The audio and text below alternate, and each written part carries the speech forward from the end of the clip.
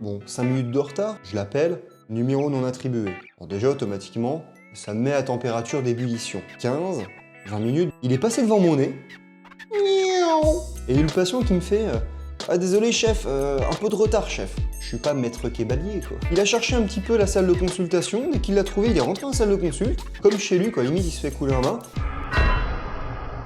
Bonjour, je m'appelle Guillaume Cros, je suis chiropracteur, c'est un plaisir de vous retrouver aujourd'hui, et aujourd'hui, je suis au bout du rouleau. Aujourd'hui, comme promis, je vais vous raconter 5 anecdotes. 5 anecdotes de cas de patients. C'est pas forcément des cas qui sont graves, ce sont des cas, mais qui étaient insupportables. Des patients, mais ça peut être dans le comportement, ouais, l'attitude, les remarques. Vous allez voir, je vais vous raconter les situations.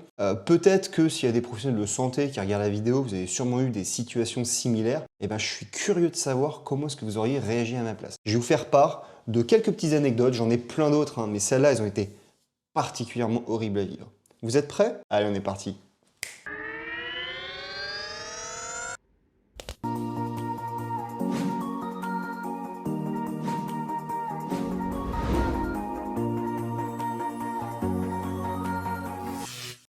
J'espère que vous êtes bien installés, prenez un petit café, un petit thé, et on est parti pour la première anecdote. J'ai même mis des petites notes, j'ai pris des petites notes pour oublier aucun détail. Alors, c'est un patient.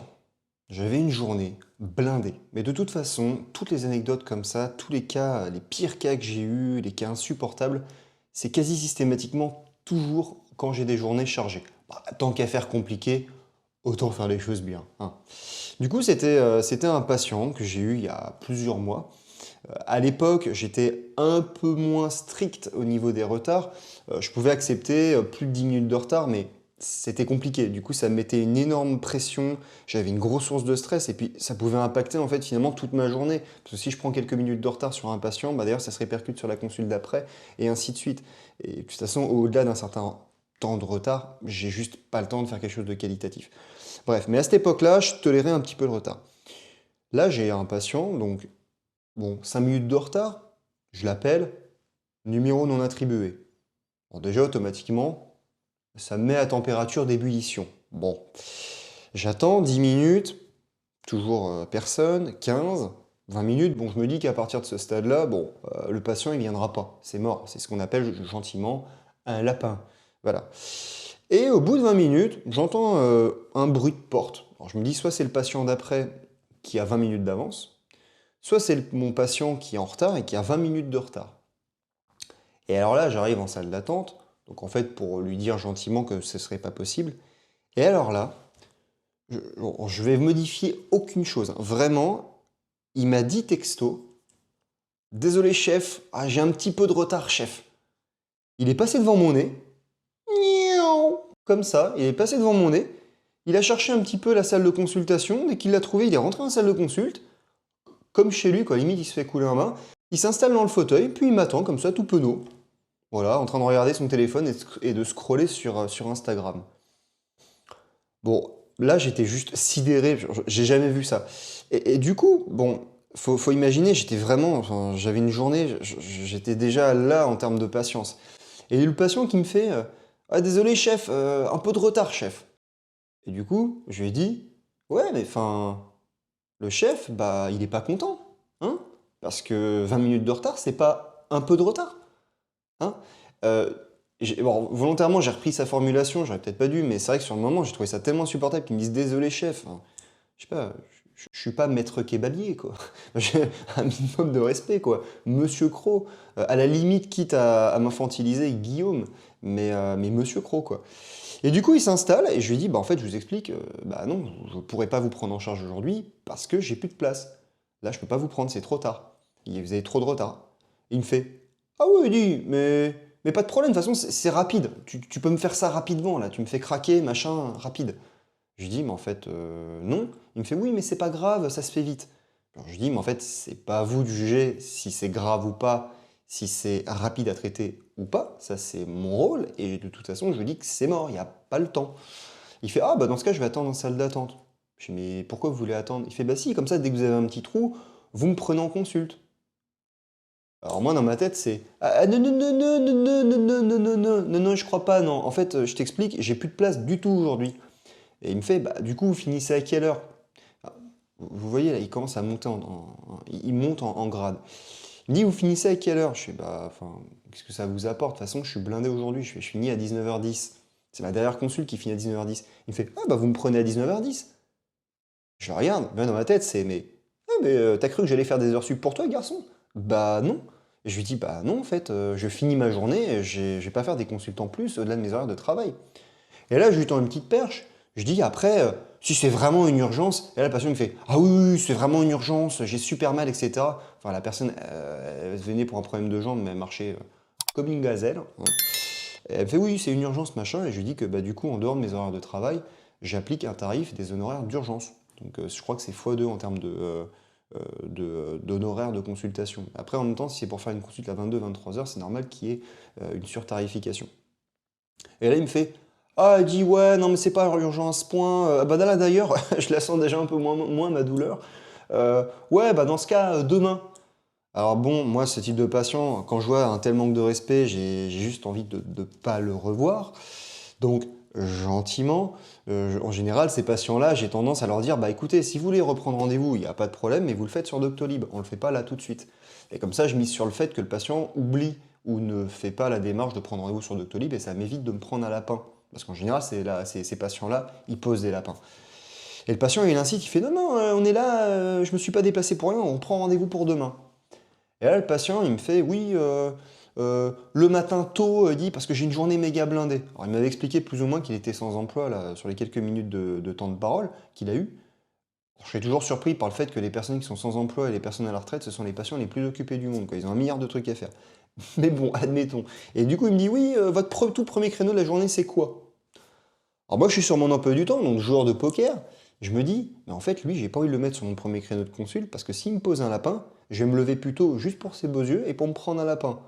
Donc, non, hein, puis j'avais une matinée qui était assez souple, hein. Donc je lui dis, bah non, je ne sais pas vous donner 9h40, par contre j'ai 10h20. Donc il me dit, vas-y, je prends 10h20. Qui me pose un lapin le lendemain matin? Le patient. Donc, hop, je l'ai bloqué sur Doctolib. Voilà, bon, ça c'est typiquement un cas de situation ouais, qui m'arrive peut-être aller. Bah maintenant ça m'arrive de moins en moins parce qu'au-delà de 10 minutes, maintenant j'envoie systématiquement un message un petit peu avant 10 minutes de retard. Je leur dis au-delà de 10 minutes, je ne peux pas vous prendre en charge. Par respect en fait pour les patients d'après.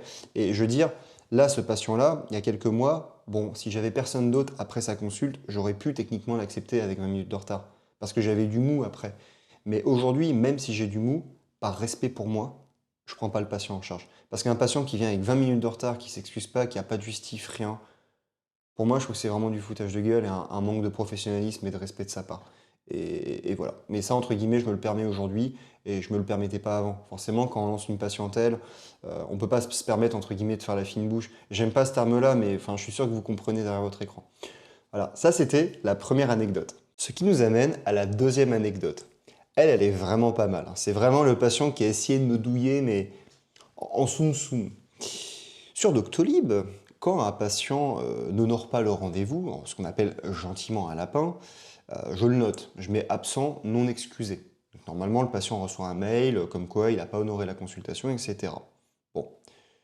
Il fut un temps où j'acceptais que le patient me pose 2 lapins, et s'il me pose un deuxième lapin non justifié en m'appelant pas machin, là je le bloque et je l'empêche de reprendre rendez-vous avec moi, en tout cas via Internet. Et je l'invite, s'il veut reprendre un jour rendez-vous, de m'appeler directement. Bon, jusque-là, j'ai l'impression, enfin, pour moi, je suis correct. Et là, du coup, je vois sur mon emploi du temps bah, un patient qui prend rendez-vous. Puis, son nom me dit quelque chose.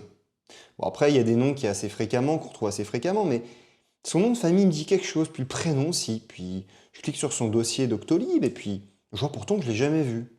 Bon, je me dis, coïncidence. Sauf que Doctolib, il est assez malin, Doctolib, hein, pas con le bonhomme. Doctolib, en fait, quand il voit qu'il y a 2 dossiers patients qui se ressemblent quasiment, mais bah, qui sont quasiment la même, à part quelques petites nuances, eh ben, il suggère que c'est la même personne et que du coup c'est un doublon. Enfin, c'est 2 doublons, quoi. Et du coup, il propose de fusionner les 2 dossiers patients. Suivez-moi bien. Je me fais David Goudenos, je clique sur fusionner. Et là, poum, je vois qu'en fait, le patient, bah, je l'avais déjà vu hein, en consultation. Il m'avait posé 2 gros lapins, bien sales. Je lui avais bloqué sa prise de rendez-vous. Et ce bougre, en fait, ce qui s'est passé, C'est qu'il s'est créé un autre compte Doctolib en modifiant juste sa date de naissance, de quelques mois, machin, pour pouvoir reprendre rendez-vous avec moi.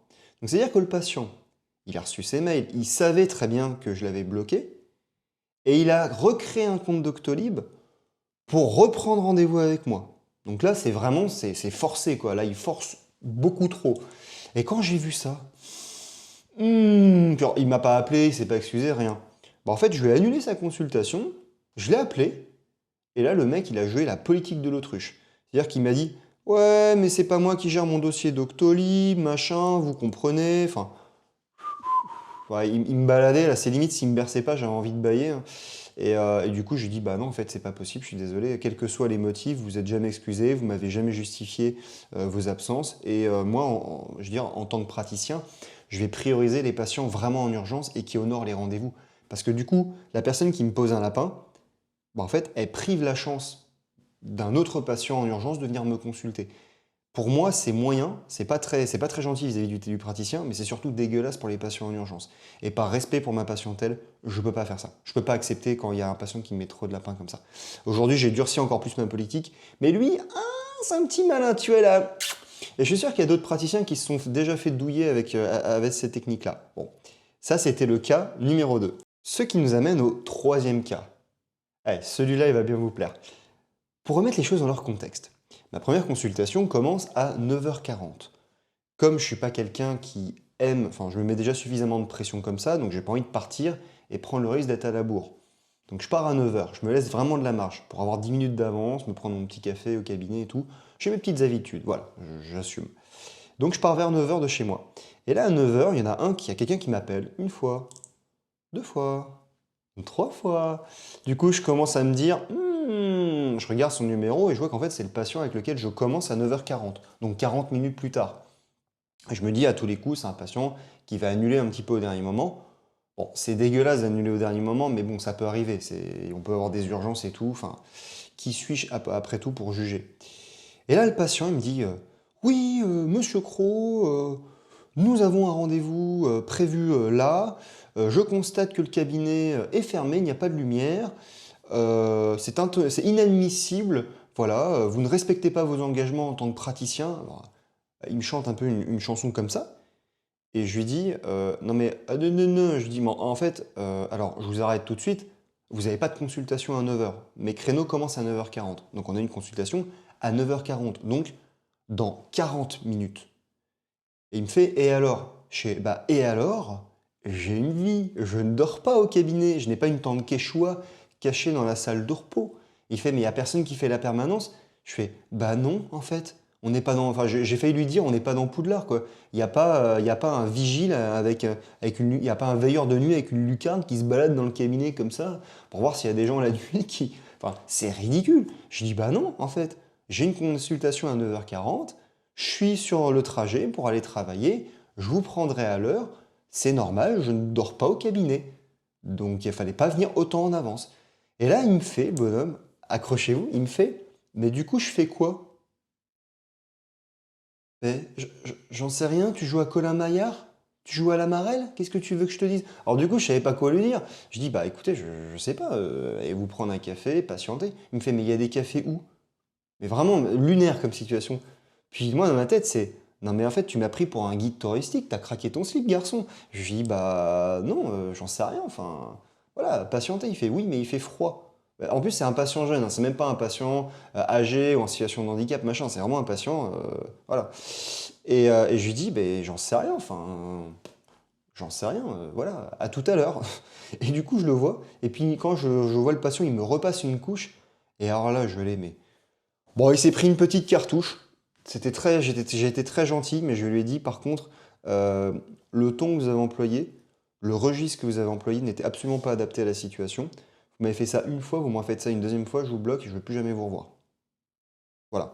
À un moment donné, c'est normal que le matin, quand on vient 40 minutes en avance et qu'on voit que c'est fermé, peut-être qu'on peut imaginer que bah, c'est normal parce que c'est le premier créneau. En plus, quand on prend rendez-vous sur Doctolib, on le voit que c'est le premier créneau quand on compare aux autres. Enfin, on le sait que c'est le premier créneau.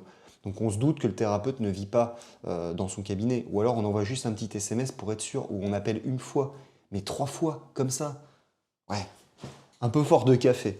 Voilà, ça du coup, C'était la troisième anecdote. Ce qui nous amène à la quatrième anecdote. Alors là, on va monter encore en puissance. C'est une patiente, c'était il y a, je dirais, un an et demi que je l'ai eue. Elle vient, donc première fois que je la vois en consultation, elle arrive, puis elle commence tout de suite à se déshabiller. Alors, je lui dis gentiment, d'un ton un peu amusé, on va peut-être discuter un peu avant que vous vous déshabillez quand même. Puis elle me regarde d'un air un peu étonné. Je me dis, ok. Je lui dis, je vais vous poser des questions dans un premier temps, voir vos antécédents médicaux, etc. Puis elle me regarde d'un air suspicieux.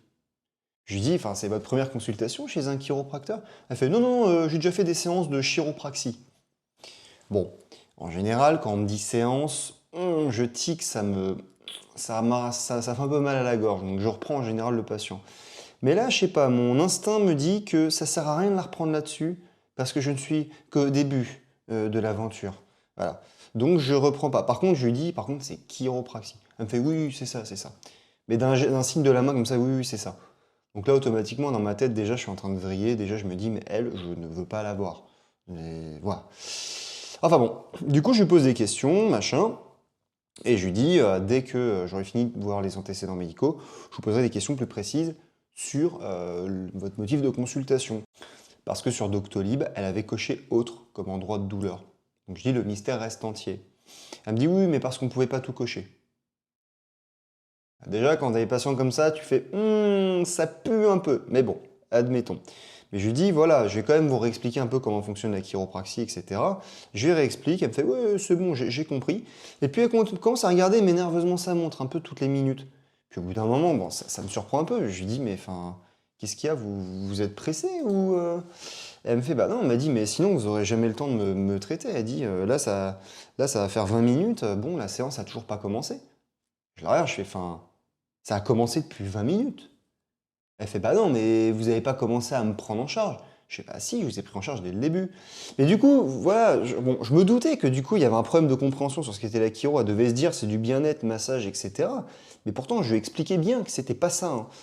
Et je lui dis, bah du coup, ce qui nous amène au motif de consultation. Maintenant, c'est à vous la parole. Dites-moi effectivement ce qui vous amène ici. Elle me fait, oh bah j'ai mal partout. J'ai mal partout. Je dis, oui, enfin, il y a peut-être un endroit en particulier où vous avez plus mal. Elle fait, non, elle dit, la douleur se déplace. Puis elle monte un peu tout son corps. Elle fait, j'ai mal, donc elle me montre du talon. Elle dit, puis ça remonte jusque là. Et puis elle croise ses petites patounes, puis elle me regarde avec un regard, avec un petit sourire. Puis je lui dis, explique, enfin je lui dis, enfin voilà, la chiropraxie, euh, ça c'est de la médecine manuelle, on va poser un diagnostic. Donc là, toutes les questions que je vais vous poser vont découler de votre vrai motif, de ce qui vraiment vous motive par-dessus tout. Enfin, quel est le truc qui vous pourrit le plus la vie? Parce que derrière, il y aura tout un examen clinique, il y aura le diagnostic, il y aura tout le traitement, plan de traitement.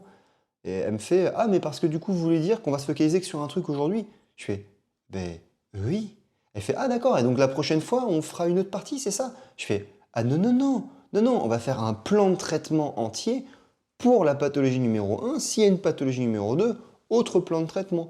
Puis je la vois qui se décompose. Puis elle me fait, ouais, d'accord, machin. Alors, encore une fois, je réexplique, je lui remets une couche, je lui dis que c'est pas du bien-être.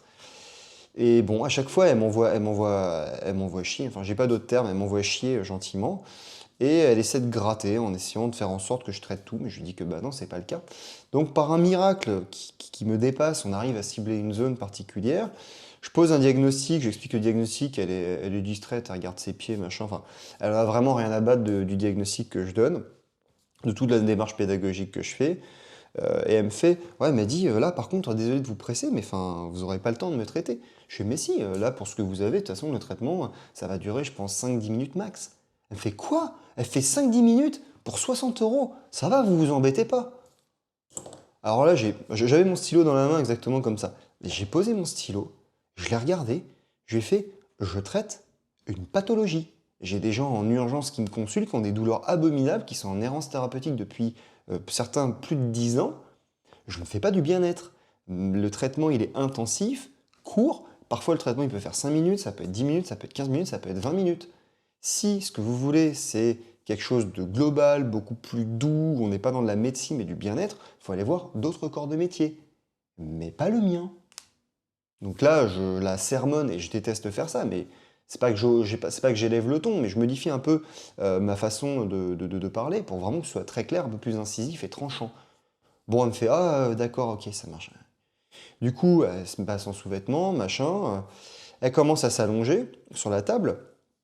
Puis elle me regarde, puis elle fait un signe de tête au niveau de mon écran et de la musique. Elle fait, par contre, votre musique, elle dit non, ça me plaît pas. Éteignez la musique, je vais mettre ma musique, je préfère. Pour vraiment véridique, hein. Je la regarde, je fais, mais non, non, en fait, vous mettez pas la musique que vous voulez. Je peux baisser la musique ou éteindre la musique, mais vous mettez pas votre propre musique. Je dis, mais quand vous êtes chez le dentiste, s'il met de la musique classique, vous n'allez pas lui demander de couper sa musique classique et de mettre votre musique à la place. Elle me fait, bah oui, mais je suis chez le dentiste à ce moment-là. Elle dit, vous n'êtes pas dentiste. Je l'ai regardé, mais je l'ai transpercé du regard, mais tu sais, voilà, comme des rayons X, genre, rayon X, quoi. Je l'ai transpercé du regard, je lui ai dit, et du coup, après, là, elle s'est calmée. Donc, j'ai pas mis de musique. Et puis, de toute façon, à la limite, si la patiente. En fait, ce qu'il faut comprendre, c'est que c'était une accumulation. Si elle avait été adorable, elle avait bien compris, elle avait fait l'effort de comprendre ce qu'était la chiro et tout, machin. Et qu'en plus, elle me dit voilà, désolé, c'est une petite faveur. Est-ce que moi, je suis un peu stressé, anxieux, ça m'aiderait de mettre un peu ma musique, etc. Exceptionnellement, je sais que c'est pas forcément dans vos habitudes. Elle me l'amène comme ça. Il n'y a aucun problème, je suis un amour. Mais là, il y avait une telle accumulation. Du coup, je commence à faire le traitement, j'appuie un peu. Ah, ça fait trop mal, machin, machin, machin, machin. Après, attention, hein, il y a des pathologies qui sensibilisent et qui augmentent le seuil de douleur. Donc, c'est-à-dire que juste ça, ça peut créer des douleurs parfois chez les patients. Il y a des pathologies où justement il y a ce qu'on appelle l'allodynie, c'est un dérèglement des voies de la douleur, mais enfin, c'était pas du tout le cas de la patiente, hein. J'avais fait un examen neuro-ortho avant. Non, elle a aucune pathologie de cet ordre-là, hein. Du coup, j'appuie un tout petit peu. Ah, ça fait trop mal. Ok, je relâche un peu ma pression. Ah, ça fait trop mal. Je pose juste mon doigt, mais juste poser, poser. Je fais là, ça va? Elle fait ah, c'est supportable. Elle fait maintenant, il faut que vous bougiez un peu, enfin, comme ça, me donner des ordres. Elle fait ouais, il faut que vous bougiez. En fait, elle voulait que je masque, que je la masse, quoi. Mais je lui dis, mais en fait, là, si j'y vais moins fort, enfin, déjà, là, juste poser mon doigt, il n'y a aucun effet enfin, il y a aucun effet thérapeutique. Là, c'est que du placebo. Ça ne sert à rien ce que je fais. Elle fait ouais, ouais, mais ça me va. Elle dit, vous n'avez pas de l'huile de l'arnica. Vraiment, mais le truc, c'est un délire, un délire. Et du coup, je bidouille une sorte de traitement, douceur. Enfin, pour moi, ça servait à rien. À la fin, elle n'avait pas l'air d'être spécialement satisfaite, etc. Et en fait, j'étais embêté. Honnêtement, au début de la consulte, j'avais presque envie de lui dire, vous savez quoi, je vous fais pas payer. D'accord? Vous avez mal compris ce qu'était la chiro. Je peux pas vous aider pour ce que vous avez. Si vous voulez d'autres thérapeutes dans d'autres corps de métier, je peux vous conseiller. Je vous réfère. Enfin, c'est pas dans la médecine, on ne dit pas vraiment référer, mais enfin, je vous envoie vers d'autres thérapeutes que je peux vous conseiller et je vous fais pas payer, gentiment. Alors pourtant, il y a déjà eu l'expertise et tout, il y a déjà eu un gros temps de consultation. Donc déontologiquement, je devrais quand même faire payer. On ne fait pas payer juste parce qu'il y a un traitement. Et c'est d'ailleurs pour ça aussi qu'on parle de consultation et pas de séance. Je sais pas, j'ai 5-10%, 5 à 10% de mes consultations où je traite pas en fait, parce que c'est pas dans mon champ de compétences et je dois référer. On consulte un chiropracteur, il y a une expertise, une pose de diagnostic, et en fonction du diagnostic, peut-être qu'il y a traitement ou pas. Donc c'est aussi pour ça que c'est pas une séance, c'est une consultation. Donc bon, la patiente, pareil, je lui dis oui, je vous laisse reprendre rendez-vous sur Doctolib si vous le souhaitez. Par contre, si vous revenez me voir, c'est de la médecine manuelle, c'est vraiment diagnostic, plan de traitement, etc., hein. Je vais être archi clair là-dessus, hein. Elle me fait ouais, ouais, ouais, ouais, ouais. Puis elle est partie. Là, je crois que c'était l'une des fois qui m'a le plus gonflé, où j'étais vraiment furax. Et là, en vérité, ouais, ça m'a pourri ma journée, m'a pourri ma soirée. Et j'y ai même repensé la nuit avant de m'endormir. Non, parce que surtout que, accessoirement, quand je suis allé la chercher en salle d'attente, bon, j'avais eu besoin de faire un examen cardio-pulmonaire en amont, bref. J'avais le stéthoscope autour du cou, donc blouse, stéthoscope autour du cou et tout. Elle rentre dans la pièce, bah, elle voit comment c'est, la colonne, le squelette, machin, les outils d'examen neuro, enfin, c'était clair depuis le début. Enfin, genre, il y avait pas de doute possible. Enfin, je sais pas. Enfin bon, ça c'était la quatrième anecdote. On se rapproche bientôt de la fin. Ce qui nous amène à la cinquième anecdote. Alors, c'est pas forcément celle qui m'a le plus pourri la vie, mais c'est une situation qui devient malheureusement de plus en plus fréquente. Et c'est aussi pour ça que finalement ça me motive autant à faire du contenu sur Internet. Première consultation de la journée, c'était il y a plusieurs mois, patient qui vient. Alors première consultation, je vois le motif sur Doctolib, dorsal, donc je me fais finger in the nose. Je commence la journée en douceur avec un cas qui est peut-être sûrement facile. Première question, bonjour, que faites-vous dans la vie? Je suis masseur kinésithérapeute, ostéopathe. Bon, j'ai aucun a priori, mais la plupart des patients, il y a toujours des exceptions bien sûr, mais la plupart des patients kiné-ostéo que j'ai eu, c'était un peu toujours la même chanson. Je m'explique. Et du coup, le patient, il me dit, voilà, mon diagnostic c'est ça. Pour raison de secret médical, je ne le dis pas, mais mon diagnostic c'est ça, j'ai posé ce diagnostic-là. Juste, j'ai pas réussi à me manipuler la zone. Du coup, je viens pour que vous me manipuliez la zone. C'est tout. Enfin, c'est-à-dire que dans sa tête, je suis un distributeur de manipulation. Encore une fois, il y a plein de kinés qui sont respectueux, qui comprennent bien, mais lui, il n'avait pas compris.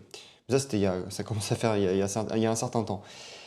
Et voilà. Et du coup, je lui dis, bon, bah écoutez, première fois que vous consultez en chiro, il me fait oui. Je fais du coup, je vais vous poser des questions dans un premier temps, faire les antécédents. Il fait, non, non, mais il n'y a pas d'antécédents importants. Il fait, tout va bien, voilà, c'est ça le diagnostic, il faut juste me manipuler tel endroit. Je dis, non, non, attendez, non, non. C'est le diagnostic que vous avez posé, vous, mais moi j'ai posé mon diagnostic avec mon examen clinique, mon anamnèse, et peut-être que je tomberai d'accord avec vous. Et puis il me fait, non, non, mais il dit, de toute façon, c'est pas à vous de poser un diagnostic. Je fais, bah, pardon? Alors je lui explique gentiment, je fais, bah non, justement, les kinésithérapeutes ne sont pas habilités, sauf preuve du contraire, à poser un diagnostic. C'est le généraliste qui pose un diagnostic. Bon, après, il le fait plus ou moins bien, hein, ça c'est encore un autre débat. Et du coup, le kiné va faire un protocole de soins, selon son choix, hein, au kiné, par rapport au diagnostic qui a été posé par le généraliste. Alors maintenant, je crois que les kinés peuvent faire des bilans kinésithérapie, mais ils ne posent pas de diagnostic, hein. Et je dis, moi par contre, je pose un diagnostic et voilà. Bref. Et après, il me fait, ouais, mais du coup, je comprends pas, parce que vous, du coup, votre seule plus-value, c'est que vous faites des manipulations. Je... Il me dit, du coup, je comprends pas trop votre plus-value, parce que on a vu dans les articles récemment que les manipulations, c'est pas plus efficace que d'autres formes de traitement. Il dit, donc, en fait, c'est quoi votre plus-value? Et du coup, là, il y a une grosse confusion. Je lui fais, mais enfin, voyons, la manipulation, c'est pas la seule chose qu'on fait en fait. Je veux dire, va poser un diagnostic avec un examen clinique. Je vais faire de la manipulation articulaire, certes, quand il y a besoin, instrumentaliser ou juste avec les mains. Je vais faire peut-être de la mobilisation, du travail musculaire, des exercices de neurodynamique, proprioceptifs, des exercices de réhabilitation, quand je rentre en phase de stabilisation dans le plan de traitement. Je vais travailler en pluridisciplinarité s'il y a besoin avec d'autres professionnels comme des kinés ou même des neurologues, que sais-je. Demander des avis complémentaires, des imageries médicales, envoyer des comptes rendus de mes consultations. Enfin, je fais non. C'est comme si par exemple, on disait, on a vu dans les articles scientifiques que mettre une poche de chaux et des électrodes, c'est pas plus efficace que d'autres traitements. Donc la kiné, ça sert à rien, parce qu'il y a plein de kinés en France qui font juste une poche de chaux et des électrodes. Alors après, encore une fois, il n'y a aucun jugement dans ce que je dis. Bon après, il y a le fait que bah, ils sont mal rémunérés, qu'ils ont des conditions de travail qui les obligent en fait à bosser beaucoup, à faire de l'usinage, etc. Je remets rien en question. J'ai beaucoup de mal à me mettre à leur place. Je pense pas que j'arriverai à faire ce qu'ils font. Mais en tout cas, force est de constater que bah, une poche de chaux et des électrodes, c'est pas non plus très très efficace seul. Mais si je fais plusieurs modalités thérapeutiques en même temps, de la manipulation, des exercices, etc., bah, ça fonctionne très bien. Je sais, bah voilà, c'est ça la chiropraxie en fait. C'est de la médecine manuelle. Et du coup, ça l'a calmé un peu.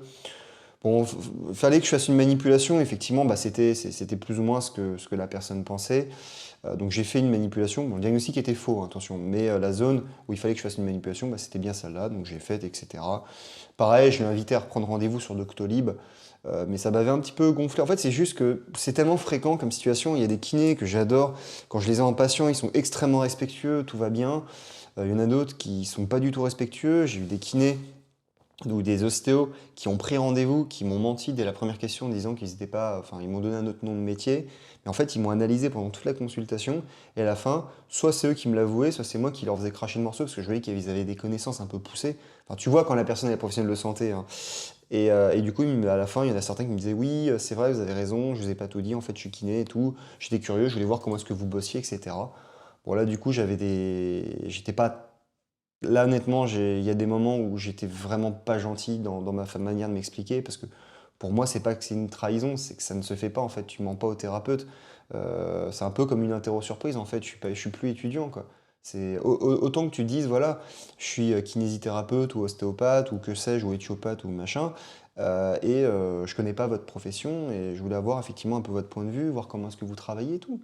Voilà, c'est clair, c'est clair, ça se fait dans la bonne humeur et moi j'ai aucun problème avec ça, de partager ce qu'est la chiropraxie, comment ça fonctionne. Bref. Voilà, c'était les 5 anecdotes. Alors j'en ai encore plein d'anecdotes, donc si vous aimez ça, vous likez, vous partagez en commentaire si vous avez des anecdotes et tout, ou peut-être un mauvais relationnel que vous avez eu avec un professionnel de santé ou un autre. N'hésitez pas à raconter toute votre vie, vos histoires, etc. Vraiment, ça m'intéresse et vous savez que je lis les commentaires. N'hésitez pas à liker si ça vous a plu, à vous abonner. C'était la Chirocro. Franchement, ça m'a grisé un petit peu de faire ces anecdotes-là, mais je suis sûr que vous allez passer un bon moment, que vous avez passé un bon moment. C'était la Chirocro. On se retrouve très très vite pour une prochaine vidéo. Merci et au revoir. Miaou.